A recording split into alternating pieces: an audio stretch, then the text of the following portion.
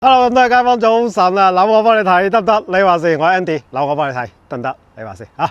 國慶期間，阿 Andy 冇咩啊，到處逛一逛啊，幫大家睇下即係最近一個中山主城區嘅市場啲價位有冇啲咩變動咧？今日逛過嚟我哋呢個博愛里啊，博愛路東區佢重要嘅一個樓盤啦。咁啊睇翻你睇幾靚仔，我好中意呢個盤嘅。我同你講，樓距又夠闊啦，然之後裡面嘅園林又做得靚仔啊！而且佢係好有藝術氣息、好精緻嘅一個樓盤。但係呢個盤呢，啱啱嚟現場了解過，細積賣晒㗎啦，剩低一個89方嘅14樓。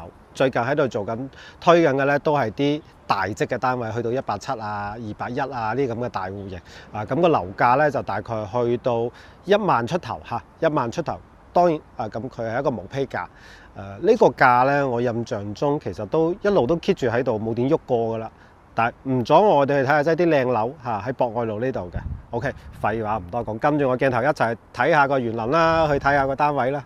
入嚟呢度睇下佢裏邊啲社區配套啊，樓下係點啦？你睇翻嗰邊小區裏邊有個自己嘅羽毛球場。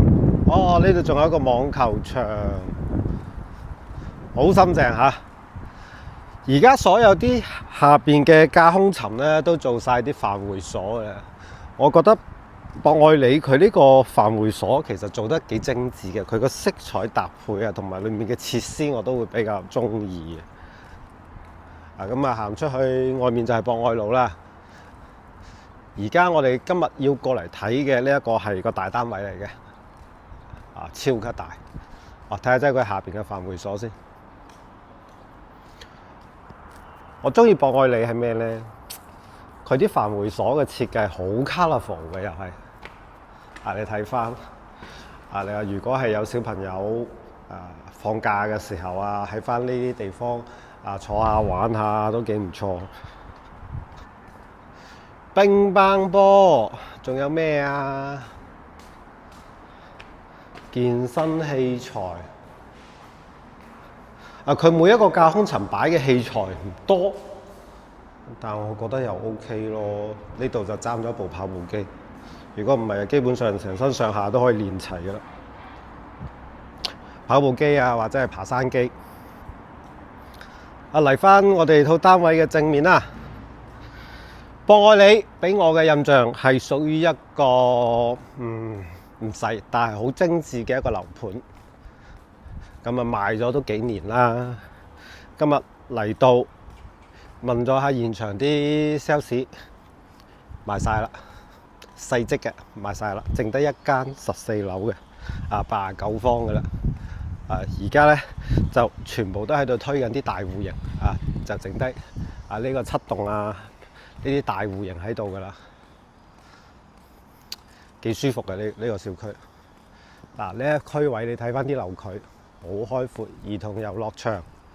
啱啱入嚟嘅時候咧，遇到啲香港街坊住喺度收咗樓嘅，話今日去睇車展呢兩日得閒Andy 又同大家一齊去睇下車展嚇。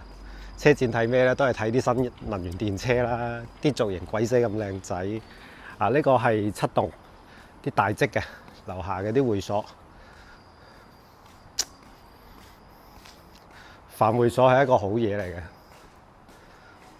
有更加多嘅公共空間你睇下人哋啲飯會所冇擺好多名貴嘅嘢，但係現代嘅啲藝術氣息啲色彩搭配係真係 OK 嘅。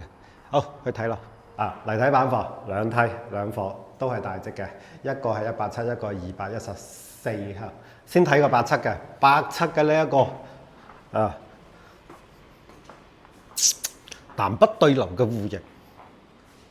南北對流嘅戶型，佢呢個就做咗個現代嘅簡裝，冇抌太多嘅成本喺度做板房做咗啲簡約式嘅裝修。廚房位對翻外面嘅公園感覺係好舒服嘅。主要係個窗超級大，你睇下呢個窗超級大，一有啲咩油煙，噓一聲可以扯得走。呢一邊仲有一個細嘅露台，擺埋啲洗衣機嗰啲嘢喺度，晾曬都 OK 啦。呢一個。過翻嚟睇睇呢一邊，個廳真係好闊喎！呢個廳真係要數街磚喎，1、2、3、4、5、6、8、成5米啊，成5米闊嘅一個廳。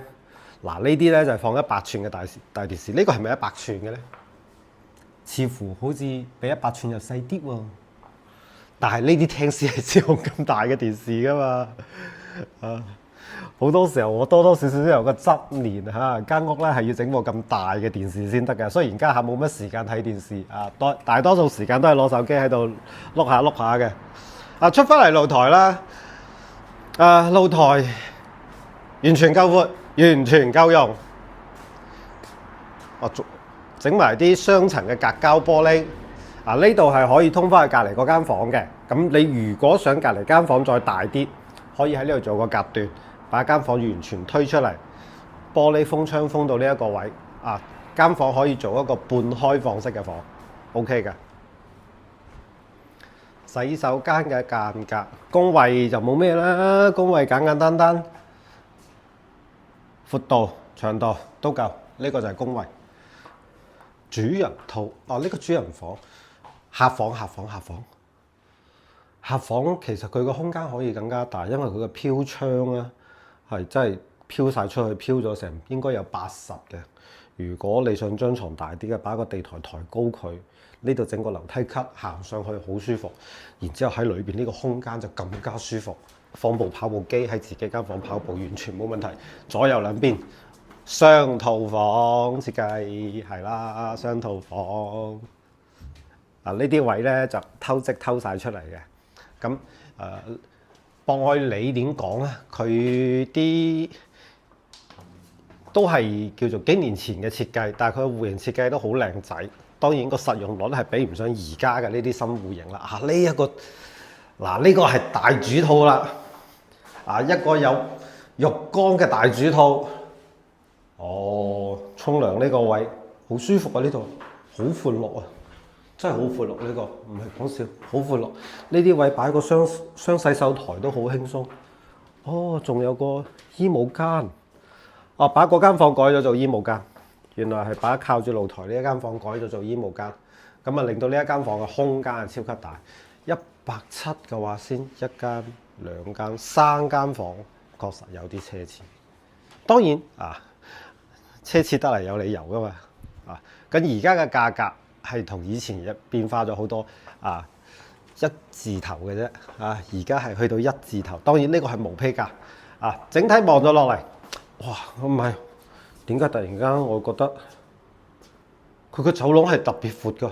呢個走廊係比我哋一般嘅走廊大概闊咗20厘米度，所以睇起身咧個空間梗係好夠。一般嘅走廊嘅話，可能都係得個1米出頭，佢呢個去到成1.56米，所以好舒服。170零方，咁而家200萬都唔使可以有一間超大嘅2梯2房嘅一個單位。當然裝修呢味嘢咧就見仁見智，有簡裝有貴嘅。214方，再過嚟睇呢一個，呢啲就好啦。214方唔使喐睇下仔等你哋喺鏡頭度睇下有幾大，呢啲就好啦。呢個100寸電視，呢個廳放100寸電視都委屈咗佢嘅嚇。呢度我都唔知叫幾多闊啊，10米8米都有咯喎。真係10米8米嘅一個超大嘅露廳，咁可以把佢分隔開。佢應該係喺設計嘅時候擺呢一個位咧，就已經避免咗用個承重牆。呢樣嘢係做得幾好嘅。你睇翻個主廳嘅跨度係非常之大，跨度係好大嘅。冇啲承重牆喺呢度，所以令到佢個空間梗係好靚仔。呢種大跨度咧，好多時候而家係第4代住宅喺度用緊。咁幾年前博愛里佢都喺度做咗緊嘅設計啦，真係得地嘅呢個214嘅呢個，得，哇！呢啲仲得長台，超長嘅台，先2、4、6放6個位，再揼多個嚟都完全 OK 啦。坐個10零個人好輕鬆，好輕鬆。呢個廚房就細啲啦，呢個咧就真係自家用。你話招呼多2個朋友，想多2個人喺度煮食都艱難。露台又大啲啦，呢一個露台全部玻璃都係屬於啲呢個單層，呢個係單層咯。靠住嗰邊嘅嗰啲窗咧就係雙層玻璃，呢個爭少少。我哋過嚟露台睇睇。呢個咧買呢度一定係要樓層更加高嘅。我哋而家先喺個3樓，你想象下，如果可以去到10零層嘅高度嘅時候，你可以望得到成個五桂山山脈喺自己屋企呢度可以望出去㗎啦。咁啊，樓距都好闊啦，大家見到啦，目光所至，至少超過100米以上嘅樓距，所以嗰個空間更係非常之靚仔嘅。當然，因為呢一個係屬於樓王嘅單位嚟㗎嘛。2梯2伙做樓王啦，哇！我想要嘅呢間屋，唉，雖然佢唔係子母門，但係你要睇嗰道門嘅話，比一般嘅門都要大闊。哦，呢度做咗一個假套房啊！呢度平時咧關埋門，咁啊可以做個工位啊。如果係晚黑咧關咗呢個門，就變成咗主人一個客房嘅套房。呢種好。貼一聲轉過嚟，兒童房，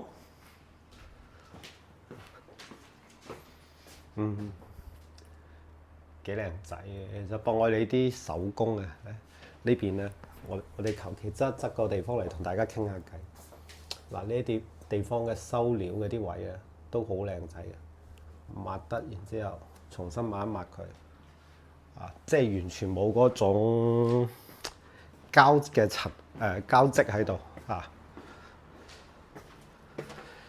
又一個套房，哇！幾多個套房啊？有一個大浴缸嘅套房，不過呢個就弱啲咯，得一個的咁低嘅窗喺度，整個浴缸我會覺得有啲壓抑。呢個地方我唔建議你裝浴缸，但係呢一個套房嚟到又有自己嘅衣帽間，OK 㗎，呢一個係 OK 㗎，就除咗個洗手間嗰度爭少少。整咗個冇必要整嘅浴缸喺嗰度，都好大咯。呢啲全部都係啲2米大床，當然咁啊用得200幾方嘅單位就係攞嚟浪費㗎啦。呢啲單位就我成日啱啱講嗰句，浪費即係正義，就係喺呢啲地方展嚟得淋漓盡致啦。呢度有一個洗手間，有個細窗 ，OK 咯，呢一個冇計嘅。細嘅套房呢個係細嘅套房以後小朋友大咧就啲仔仔女女住喺度就完全分隔開，咁你就舒服好多啦，冇咁多亂七八糟嘅嘢冇咁多嗌殺而家博愛你傾下偈啦。博愛你叫做咩咧？坐喺度傾咧。我哋行嘅係博愛路呢一片行嘅博愛路呢一片，咁今日嚟睇嘅呢個係博愛里啦。咁前幾日又去咗一個海欣嘅雲頂啦。海欣雲頂前幾日好爆啊，bang一聲700蚊一尺，我帶埋裝修嚇死你當然佢而家剩低嘅一棟咧就去到8120啦，仲要無坯嘅添。Andy 上一條片都講咗啦，佢嘅一棟嘅價格有得期待你可能去到雙11嘅時候咧，可能又有啲驚喜，但係呢2日嘅話咧，我亦去炒翻啲行家群啦。其實最新做 promo 嘅呢單位唔多嘅，好似博愛你一路撳住呢一個價11000出頭，其實有一段幾長嘅時間啦。再去到隔離嘅澳豐天譽個價格其實都冇點變。呢個國慶假期我睇翻博愛路成條路落嚟呢啲個單位個樓盤佢哋嘅價格其實係差唔多嘅同國慶之前係差唔多嘅。當然除咗一個跳水冠軍雲頂之外其他嘅基本上冇話太大嘅變動。咁可能有少少調整嘅，都係送下劑啲咩車位或者送下劑啲咩家私禮券就係多咗少少咁嘅嘢。俾我嘅感覺咧，就係咪真係已經到咗底咧？個樓價呢幾個月我睇翻博愛路呢邊嘅話，除咗雲頂跳咗水之外，其他嘅我都會覺得佢哋企得好穩。